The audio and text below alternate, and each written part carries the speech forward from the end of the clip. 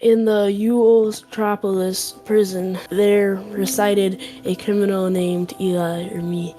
On the day that Zabruta attacked, the prisoners caught the zombie virus spread by Gunkweezer's Shufflebottom. Zabruta commanded all the zombie-turned prisoners to go attack Metropolis, but I didn't really feel like it.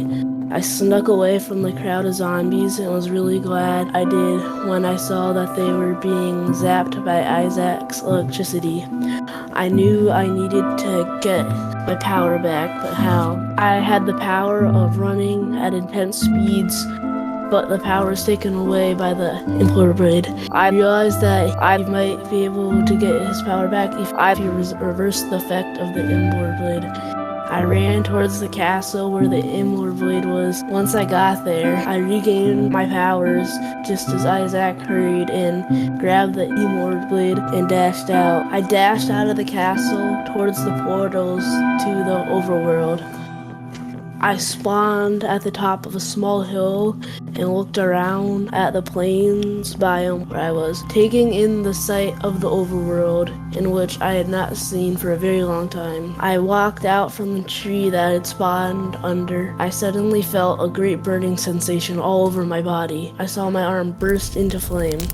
I knew I had to get water fast. Luckily, the ocean was nearby. I ran towards it as fast as I could, which sadly was not very fast at all because I was a zombie.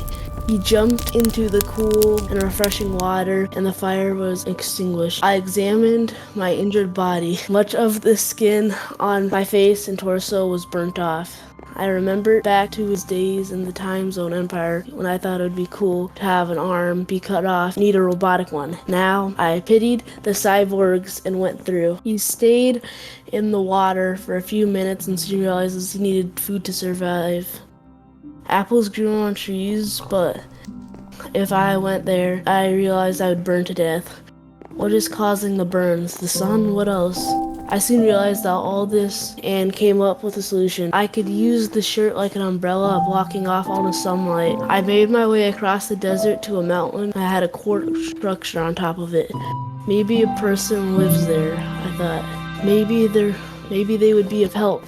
I climbed up the mountain thinking what may lay on the top, but I was exhausted. As soon as I reached the top, I was unconscious.